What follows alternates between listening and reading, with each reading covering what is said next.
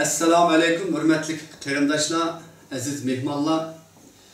Biz bugün bu yerde çonqur musibatga tushgan ve faxrlangan holda sharaflik Barın inqilobining 25 yilligini eslayapmiz. Aziz qarindoshlar, 5 aprel vatanimiz Uyg'uristonning Barın yezisida kahraman şehidimiz Kumandan Zeydin Yusuf ve onun sepdaşları öz vatani ve milleti üçün erkinligi ve hürligi üçün özüdün milyon asli güçlük düşmenge korallık karşı çıkıp küreş kılışının ölgüsünü yaratkan idi.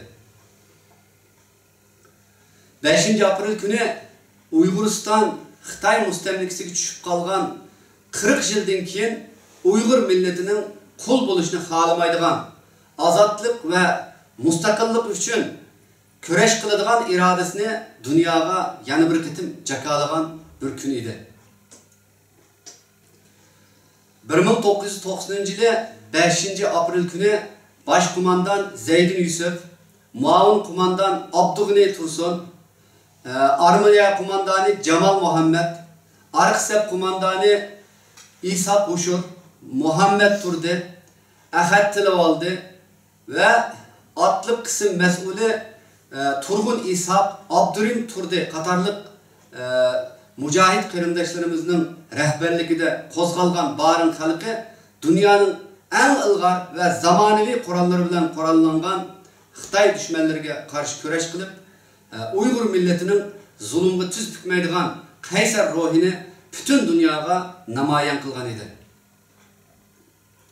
Barın inkılabı vatan içi ve sırtıda ümitsizlik ve kaymukuş içinde yaşayatkan mınlıgan halkımızını oygutup yeniden azatlık ve erkinlik için küreş kıladigan bir yolunu başlagan bir inkılap idi. Hürmetli qarindoshlar, bugünkü bu yığınımız hazır resmi başlandı. Uyguriston Azatlık Teşkilatı'nın reisi Osmancan Tursun Efendi'ni yığının içiliş nutku teklif kılımız. Kanı merhamet.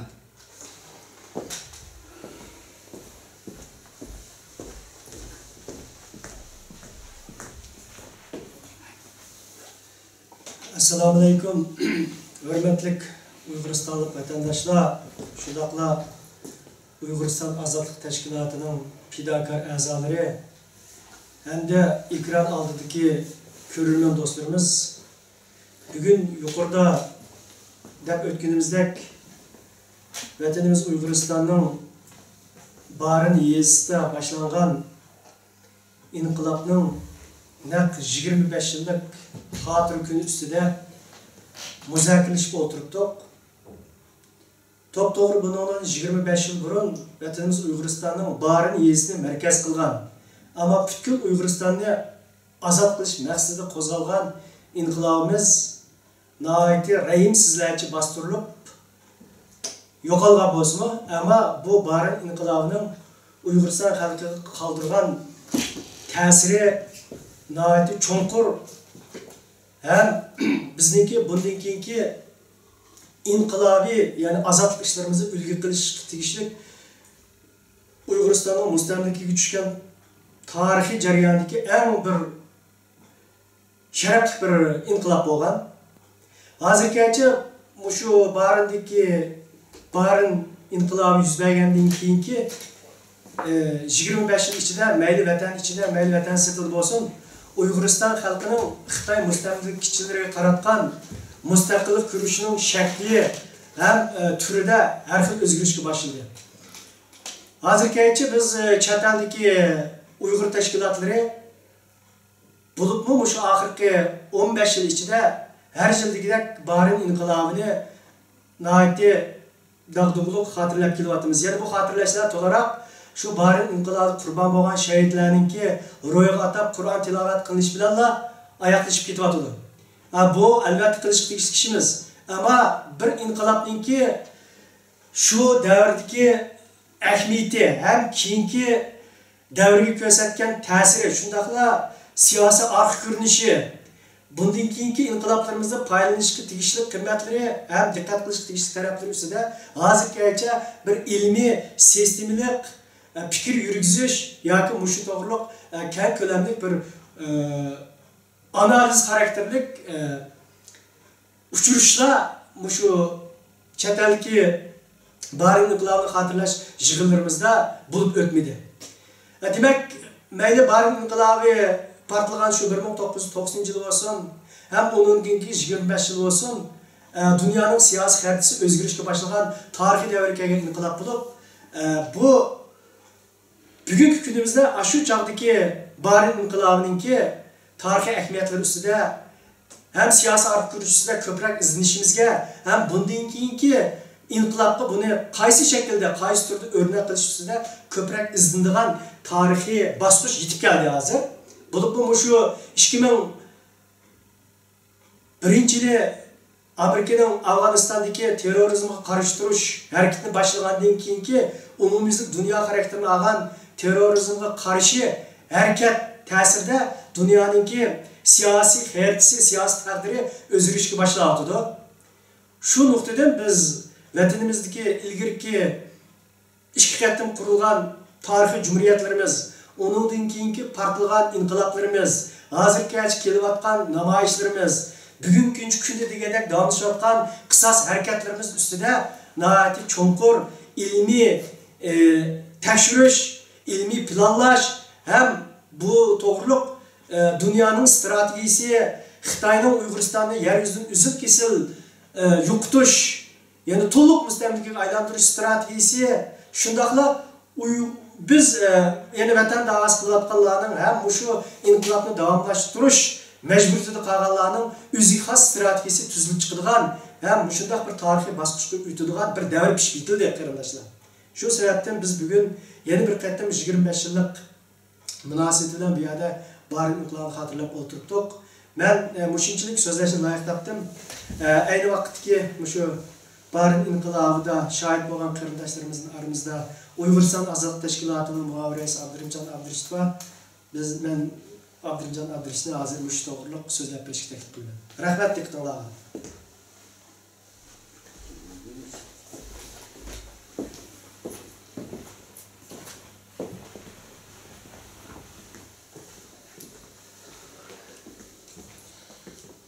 Assalomu alaykum, hurmatli Uyg'uristonlik qarindoshlar. Assalomu alaykum, Uyg'uriston ozodlik tashkilotining filial a'zolari va qo'llag'uvchilari, shuningdek dunyoning har qaysi joylarida biz bu elib berayotgan faoliyatni ikram orqali ko'rish va anglash imkoniyatiga ega qarindoshlarimizga bugungi sharafli bir kunni xotirlash munosabati bilan qizg'in salom yo'llaymiz. Hurmatli qarindoshlar, bugun Bahrin inqilobi deb atalgan bu harakatning 25 yillik xotir kuni. Endi bundan burungi xotirlash faoliyatlarimizda, ilk bo'lgan suhbatlarimizda bu vaqtda o'xshashmagan ko'z qarashlarni, tarixiy jarayonini, Bahrin inqilobining tashkiliy qurilmalari, siyosiy g'oyasi va partiya stili to'g'riliq bir tushunchani berib o'tgan. Endi buni ilg'i necha qitim deb bo'ldik, so'zlab bo'ldik, yezib, anglitib bo'ldik deydigan ish emas. Yani yılda bir qitim xotir kunni xotirlab qo'yishning o'zimi bir alayda bir cho'ng bir ish emas. Buniki inqilobning, harakatning oldidagi vaziyatlar, harakat jarayonidagi tarixiy vaziyatlar, harakatdan keyingi buniki turli keltirgan natijalari, vatan ichidagi natijalari, vatan sirtida bunun ko'rsatayotgan ta'sirlari, bu harekatdan vatan sirtida ilhomlanib qanday ishlarni qilyapmiz, qaysi davlatlar nima ishlar bo'lyapti, har qaysi davlatdagi qarindoshlar tashkiliy faoliyat qilib berayotgan vatan davasına şug'ullangan qarindoshlarimiz albatta buni tadqiqot ilib berish vaqti. Bundan ilgi og'adakilar bo'lsa, ilgi elish agar mo tarafi tazim shu vaqtdagi sharoitga nisbatan aytgan chog'dami tazim unumsiz bir ish bo'lganki aslida bu voqea bundoq bo'lmay, bundoq bir shaklda bo'lgan bo'lsa-mu, bo'lgan to'xtagidagi yerlar olsun, bunu keng ko'lamli muzokara qo'yib, buniki ilmiy xulosalarni o'tirib chiqqan chog'da vatanning ichida harakat qilayotgan qarindoshlarimizga ma'lum yo'linish ko'rsatishga foydali, vatan sirtidagi vatan davosidan shug'ullanayotgan qarindoshlarning tashkilot va qasi zotlarga albatta bir yaxshi bir siyosiy fikir, taklif sunuladi. Bu tarafdan yani meniki tazi qanoat qilmayotganim shu. Nima uchun yilda bir qatam xotirlab qo'yish kerak? Nima uchun yilda bir qatam 4-oyning 5-kunisi bu kunning o'zini alayda tabriklab, xotirlab, Qur'on tilovat qilib, haqqi duo qilib tarqatib ketish kerak. Aslida bundoq bir inqilob, bundoq bir cho'ng tarixiy bir vaziyatning kelib chiqishiga, ya'ni tarixning ma'lum jihatdan burilishiga sababchi bo'lgan bir harakatning o'zini bundoq oson xotirlash bilan axloqlashtirishga bo'lmaydi. Masalan, 2 yil avvalgi bir suhbatda men shuni ozroq eslatib o'tirib qo'ygan, ya'ni meniki barin inqilobi jarayonidagi butun so'roq xotirlarda meni ma'munasat qismi 3-tom 675-betning boshidagi degan bir shu nimani o'tirib qo'ygan. Shu munosabat bilan degan tuzumdimi bu harakatga nisbatan Xitoyga dilo turg'izish va sotlash, uning keyingi har turli tadqiqot ilib berish materiallari albatta 20-30 tomdan eshib ketishi mumkin. Millionlagan sahiflarni bu vaqtda Xitoy albatta tadqiqot qilib ko'rib bizga qarshi qanday taqobil turish to'g'risida Uyg'urlarni ujuqtirish, Uyg'urlarniki Xitoyga qarshi elib berayotgan harakatini qaysi usulda boshtirish va bundan keyin yana shunday bir harakatning oldini qaysi usullar og'il bo'ladi degan nurg'unlagan bunday foydali sharoitda Xitoy tadqiqot ilib berib, strategiyasini, plan taktikalarini tuzib mangdi, ham mengyapti. Ama biz bo'lsak, yilda bir qatam xotirlab, shuni bilan oxirlashib ketyapmiz. 3 yil avvalgi suhbatda buni ozroq sal keskinroq o'tirib qo'ygan ekanman. Shu vaqtda ba'zan torbatida nayt haqoratlar yig'ib ketdi. Bir qism shu barin inqilobininki shu vaqtdagi qurbonlari, ya'ni fidoilari, aktiv qatnashchilarning ma'lum qismi hozir chet elda bor, bo'lib Istanbulga ko'proq to'plashdi. Bu haqda alayda bir yani muhim bir haqiqiy bir kunta keltirgan bir ish hozir bo'lmaydi degan bir azroq norozilik fikrini o'tirib qo'ysam, shunga egisi yo'q fikrlar, egisi yo'q noroziliklar, haqoratlar o'tirib chiqqan. Endi e'limi ta'kidlaydiganim shu, bu yilda bir qatam nazarchiroq o'tkazilgan fikrning ota-onasining urug' tuqqanlarining o'lib ketgan kun emas bu. Bu dunyoga tahdid qilayotgan bir Xitoy jahongirligiga qarshi isyon ko'tarilgan bir harakat. Bu Xitoyning axborotlari va Xitoy o'g'itib qo'ygan bizningki tashviqotchilarimizga, vatandagi muxbirlarimizga Xitoy tushirib bergan bir nima bor. Masalan, bir xabarni ishlash, bir xabarni axborot qilish to'g'risida kun tartibini tushirib berdi, tez tushirib berdi. Mushu nuqtaning ichida ep barishadi. Tekshirish to'pladim shuni uchun bo'ldi. Axborot, xabar hamma narsalar shu doiraning ichida bo'ldi. Undan keyin qanday shakllanib chiqdi shuniki axborot xulosalari qanday bo'lib ketdi hozir chet elda nimalarsa barin qo'zg'oloni, barin dehqonlar harakati deb buni alayda gavlandirib tafsir tushundirish uchun nima deydi? Barin xalqqa Xitoylar shunday ig'ir zulm saqlagan. Intayin namrat ham qaloq shunday tashib etilgan.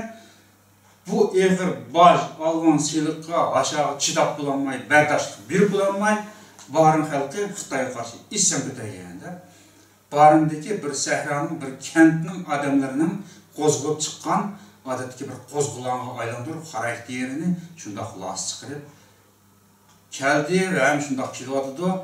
Barın inqilobi degan gapning o'zining to'g'ri emasligini men oldingi yillardagi suhbatlarda o'tirib qo'ygan. Endi shundoq atilib, odatlanib ketdi. 25 yilning yog'i barın inqilobi deb atilib ketdi.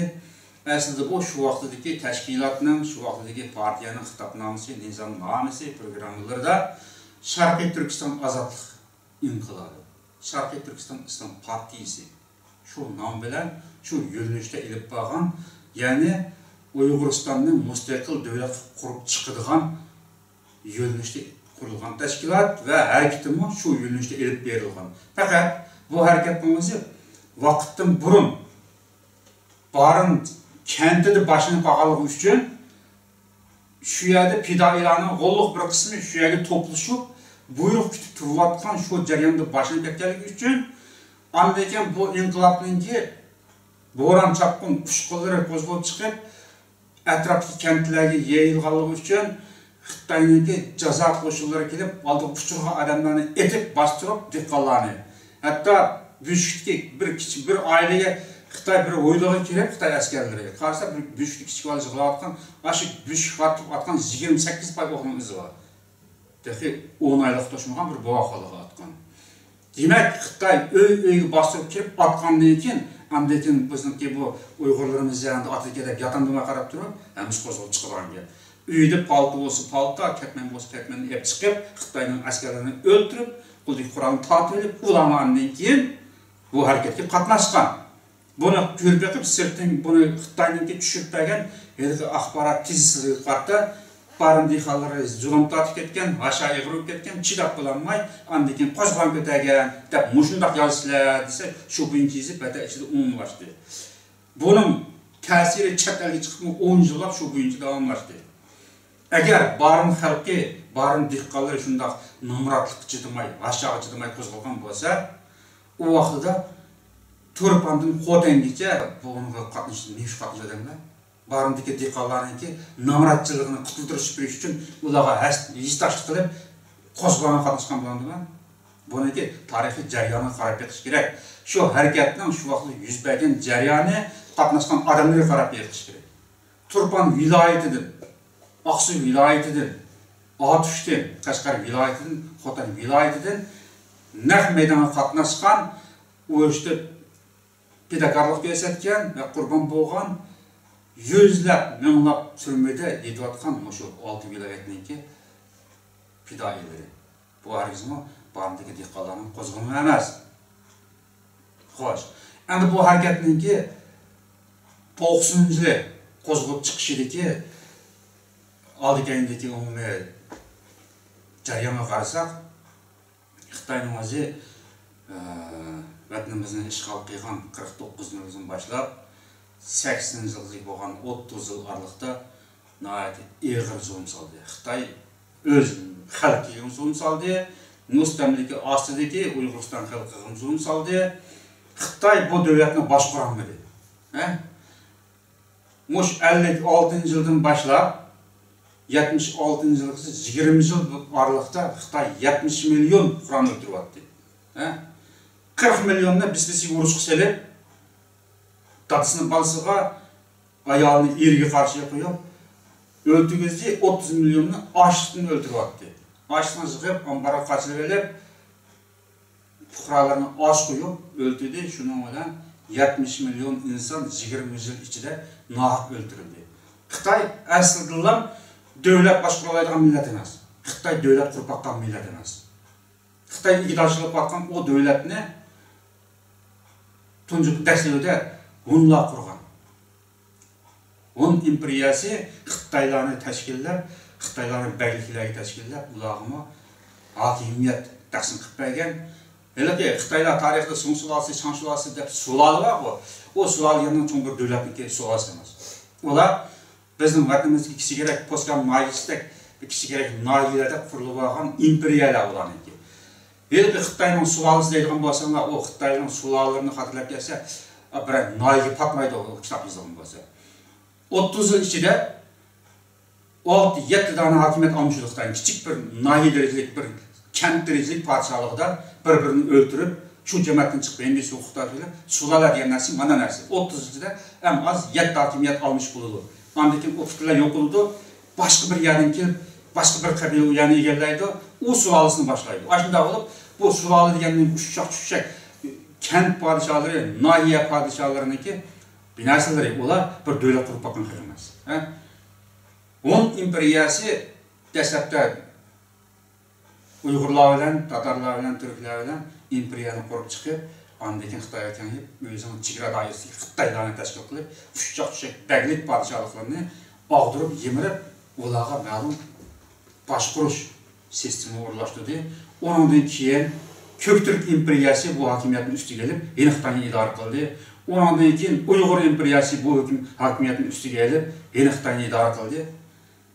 Ondan keyin aralıkta 500 yılın artık uya boş kep kaldı. Kırgızlar, Tatarlar, hemisi Xitaylarını xalqanca idare kılıp mağdı. Ta 1368 yılgıçılık, yani Moğol imperiyası başka türlü çıkıp resmi Xitay'ın idare kılışlık aralıkta Xitay uçacak talan tarajın asıda bisbisini yap. Janubda Burma, Vietnam idare kıladı Xitay'ını. Şimalda bizimkiler, qeyrindaşlarımız yoki Moğollar bulay idare kılgandı. 1368 yılı resmi Moğol imperiyası güçlünüp Xitay'ını bütünlüğe besip verip Xitay'ı idare kılıp mağdı 1644 yılı Moğol imperiyası kemerlip onun azıға Manchu imperiyası çıktı. Manchular isyan getirip çıkıp bulay hakimiyetin üstüge elip ta 1911 yılgıçılık Manchular idare kıldı. 1911 yılı Manchularını yemerilip öz içinden çirip bizi oxşar jiraktaki isyankar milletlerninki toxtumay, zərb bir şey bərdaşlık veremay, Manchular yemirildi. Ondan keyin bu hakimiyet Xitaylarning qo'liga kelib qoldi. Xitay davlat qurib bakın emas. Xitay hozirgi o'zi Jungu deb atavatgan o tuproqning o'zida o'zi davlat qurib bakın emas. Boshqalar qurib, miras qoldirib qo'ygan davlatning o'zi hakimiyetini tutib ma'amili Xitay. 1911 yil bu hakimiyetning qo'liga elib 1949 yılda 15 milyon adam öldürüp oldu Xitay. İki taraf buldu. Öz Xitay'dan. Gomindan, Konstantan hep çıkıya bölünüp bular.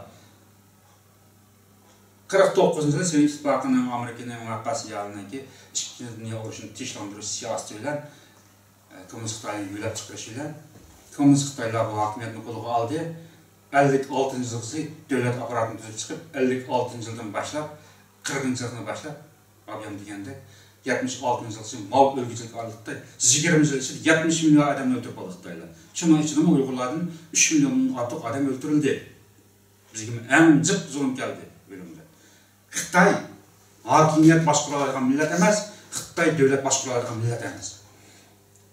76 yıl Mao ölgenden keyin Elqi Timsklar daim keçip yürüyen Dingshop'un to'qib kelib qolib, bunun o'zi hakimiyetni qo'lga olib 80 yildan boshlab bu yana qayta isloh qilib, azroq o'zgartirish olib bordi. Ondan keyin shu aralıqda 56 yildan boshlab 76 yilgacha jazolangan milliy bo'lgunchi, yerlik millatchi unsur ashli inqilobchi degan butun hamma mahbuslarning o'zini kechirim qilib, umumiy kechirim qilib, xato jazolangan deb dunyoga ham e'lon qildi, ham asliga keltirib ularga jazosini to'lab yurib vaziyatni tinchlantirdi 80 yildan boshlab. Ondan keyin Deng Xiaoping bu Jungo'nun başkuruş qoidasini tuzib chiqdim deb kitob yozdi. Shu kitob bilan mangsa Jungo xalqi 50 yilgacha tavrinmay mangadi dedi. 50 yildan keyin ne bo'lsin degan gap emas u. 50 yilgacha shunday mangsa bu yerda hech qanday ziddiyat qolmaydi dedi. Milliy masala tugaydi dedi. Milliy masala mavjud bo'lmaydi. Xalq ichida hech qanday ziddiyat bo'lmaydi. 50 yilgacha shunday mangadi, 50 yildan keyin bu yer tüp tuzam bo'lib ketadi.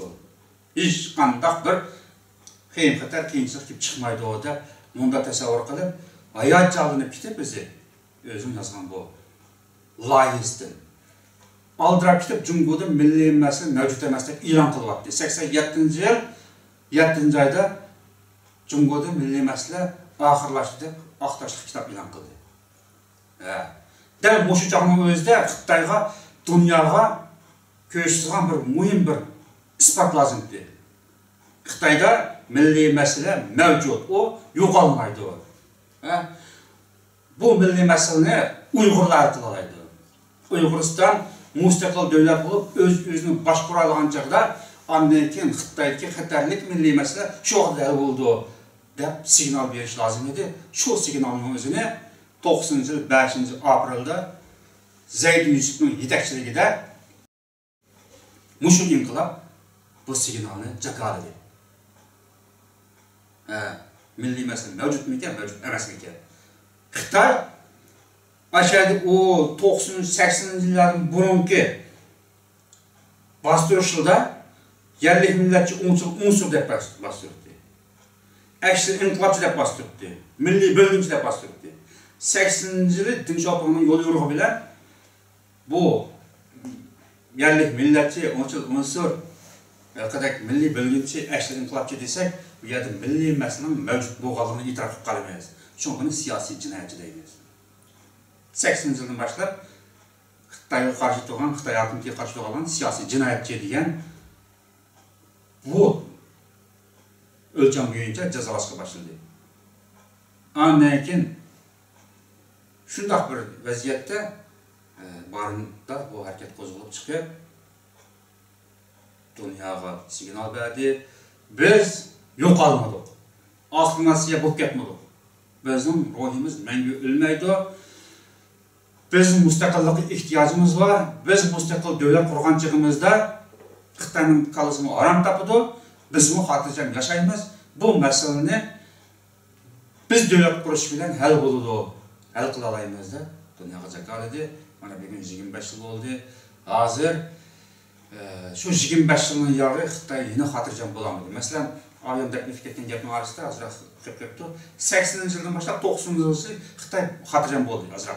Hatırlayacağım bulup dünya yüzünü sırtqa echilib iqtisodda siyosatda ma'lum bir yo'lga kirib olgan bo'ldi. 90 yıldan başlap mushu barin qo'zg'algan mushu harakat bilan Xitay bir zarbaga uchragandi. Hozircha hatırlayacağım bulamadi. 25 yılın yağı Xitay hatırlayacağımga erisha olmadi. Agar vatanimiz Uyg'uristonda yuz berayotgan mushu barinda qo'zg'algan harakatdan başlap hozircha yuz berayotgan çoğun kiçik her xil partlaşlar, her Xitayga karşı her xil hareketlerinin özüge Xitay pisand qilmagan bo'lsa, bu işimi emas. Bizni bu bir iş qılamaydı. Bular maqsadga yetolmaydi. Xitay devletidan ko'ra qudratli devletga bular hech qanday ta'sir qilolmaydi deydigan ishonch bo'lgan bo'lsa, Xitay bugungi kunda 10 yo'la ig'ir bostirib yurmaydi. Biz bilyapmiz-ku, g'arb dunyolarida xeyli cho'ng partlash bo'lsa-mu, sarosimaga tushib ketmaydi. Amerika'dan partlaşlar bo'lib turdi. Ko'zlik uchirgan odamning hammasini tutib solab yurmaydi, masalan, tekshirib yurmaydi. Chunki ular o'ziga ishindi, xalqiga ishindi, u yerda bir tinchlikning bor ekanligiga ishindi. Ammo Xitoy ishonmaydi. Sirtdan qarab Xitoy kuchli davlat deydiganlar bor. Bizning ichimizdami, Uyg'urlarning orasidami Xitoy kuch yetmaydi, yomon kuchlanib ketdi deydiganlar bor. Agar shu rost bo'lgan bo'lsa, Xitoy shunday kuchli davlat bo'lgan bo'lsa, Vurudan şunda kurulup çıkan bir millet bo'lgan bo'lsa, devlet boshqara oladigan. Uyg'uriston yuz berayotgan ushaq bunday portlashlarga pisat qilmaydi. Biz amanın yerlik meseleni biz hal qilinglar, markazini tish aman qo'yinglar. Biz Amerika bilan Yevropa bilan o'zimizniki siyosatimizni qilamiz, o'zimizning tijoratimizni qilamiz. U yerdagi ushaq portlashlarni aşağıdaki saqchilar biz hal qilinglar deydi. Emniyet unda bo'lmaydi. Kichik bir portlashga bir sahradan 5 balalar bir bo'lib, maslahatlashib bir sahradagi saqchixonaga berib, hujum qilib, o'zlari shehid bo'lib ketgan bir harakatlarga Xitoyning markaziy hukumati boshqartirib, alayda qo'shimcha askar yo'llaydi, bostirishga. Bu nima deganlik? Bu yana Xitoy idora qilolmayotganligining natijasi. Xitoy o'zi ishlamayotganligining natijasi. Yana bu Xitoy millati davlat tutolmaydiganligining, davlat boshqarolmaydiganligining isboti.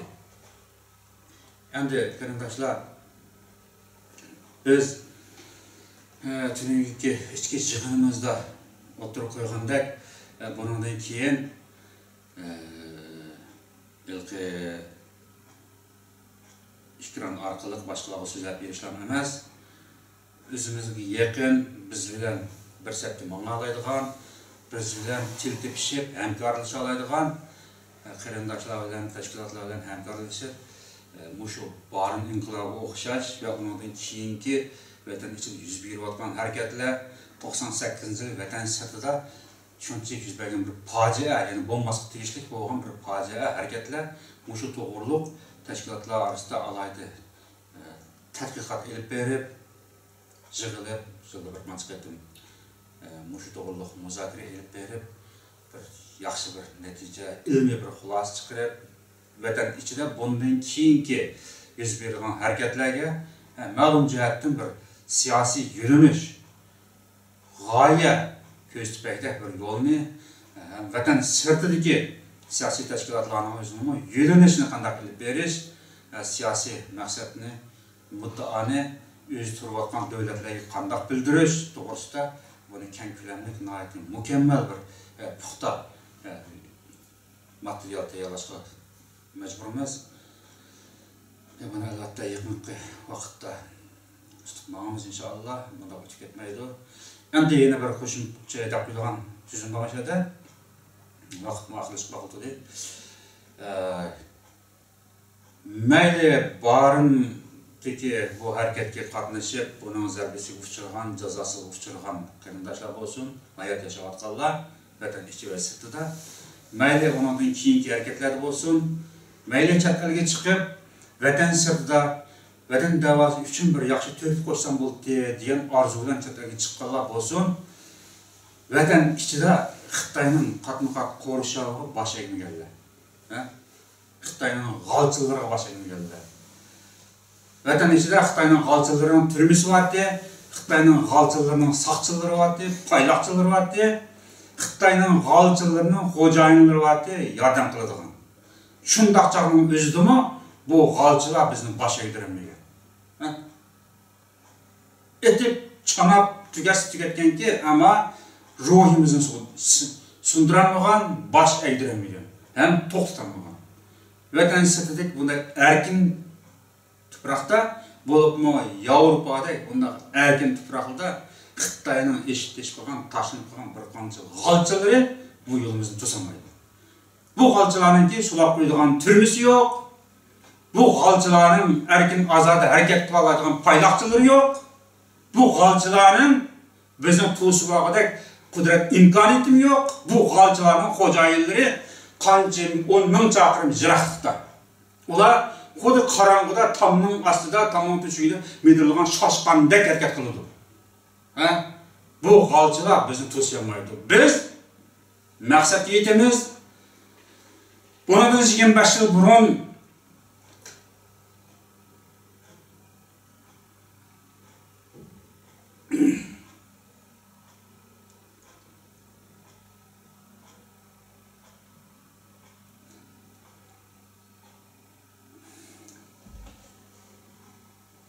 Başkumandan Zayd Yusuf'ning o'tirib qo'ygan taklif va xitobnomalarida va shuni ovoz qo'shgan fidokor, qahramon qarindoshlarimizning, sabdoshlarimizning xitobnomalarida biz dunyoga bosh egmaganligimizni jakalaymiz. Xitoy bizni yo'qtamaydi, yo'qolmadik, biz mavjud degan bu chaqiriqni, bu xitobnomani dunyoga anglitamiz deb shu yo'lda shehid bo'lgan Qurbon bergan. Mana shuning ovozi 25 yilni yo'q to'xtamay dunyoga anglatyapti. Mana biz shu xitobnomani dunyo xalqiga, erkin dunyoda yashayotgan qarindoshlarimizga yetkazamiz.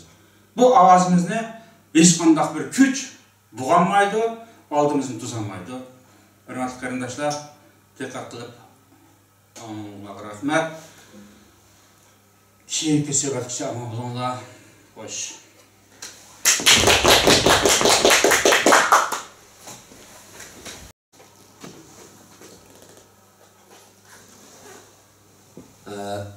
Hürmetlik qarindoshlar, qimmatlik mehmonlar. Biz bugün gerçi vatanimizden bir qancha ming kilometr uzoqlikda bo'lsa-mu, faxrlangan holda bu sharaflik azatlık hareketini eslep öttük. Biz bu arkalık kurashchan barin şehitlerge ali hürmetimizni bildirimiz. Şehitlerimizni eslaymiz ve yad etimiz. Bugün hem Xitoy zindanlarida yetayotgan ve zulüm çekayotgan minglagan qahramonlarimizga Cenab-ı Allah'tan sabır ve selametlik ve ularning ata-ana ve urug' tuqqanlariga xotirjamlik tilaymiz. Xayr, Allohga emanet, salomat bo'linglar. Sizlarga ko'p rahmat.